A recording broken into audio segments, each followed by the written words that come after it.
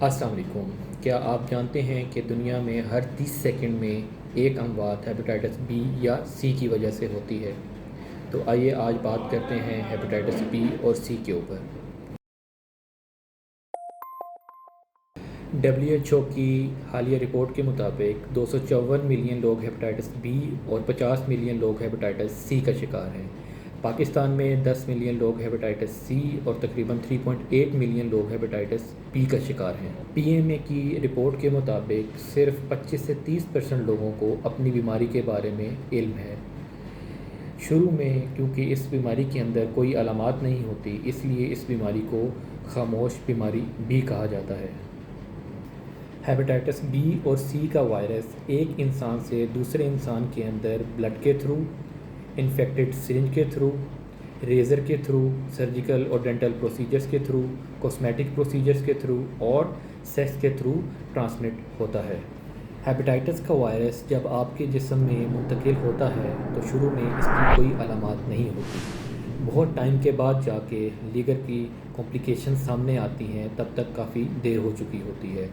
اس لیے جو بھی لوگ ڈینٹل پروسیجر، کاسمیٹک پروسیجرز یا جن کو کبھی بلڈ لگا ہے، ان کو چاہیے کہ وہ اپنی اسکریننگ ضرور کروا لیں، اور وہ لوگ جن کی فیملی میں ہیپاٹائٹس بی یا سی کے مریض موجود ہیں، ان کو تو ہر حال میں اپنی اسکریننگ کروانی چاہیے۔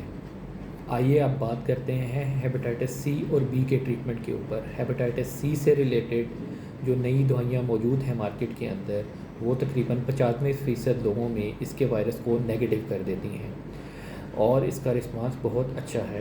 ہیپاٹائٹس بی سے ریلیٹڈ جو ٹریٹمنٹ ہے وہ ڈیپینڈ کرتا ہے کہ آپ کے اندر وائرس کس سٹیج پہ ہے، اس نے جگر کو کتنا ڈیمیج کیا ہے۔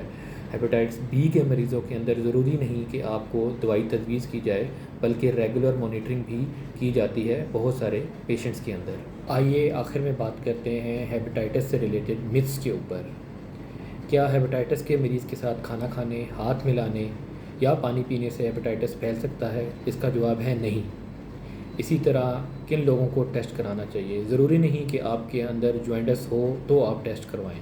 ہیپاٹائٹس کی شروع میں کوئی علامات نہیں ہوتی، اور ہیپاٹائٹس سی کا علاج موجود ہے، جیسا کہ میں نے ویڈیو میں بھی بتایا کہ 95% لوگوں میں اس کی میڈیسن سے یہ نیگیٹو ہو جاتا ہے۔ اور ہیپاٹائٹس بی پازیٹیو آنے کا مطلب یہ نہیں کہ آپ کو علاج کی ضرورت ہے، بلکہ ہیپاٹائٹس بی کا علاج سٹیج کے اوپر ڈیپینڈ کرتا ہے۔ ہیپاٹائٹس ایک خطرناک بیماری تو ضرور ہے، لیکن بروقت تشخیص اور علاج سے اس کے اوپر قابو پایا جا سکتا ہے۔ اسی طرح ہیپاٹائٹس بی کی ویکسین موجود ہے، اپنا ٹیسٹ کروا کے آپ ہیپاٹائٹس بی کی ویکسین کروا سکتے ہیں اور کافی حد تک اس سے بچ سکتے ہیں۔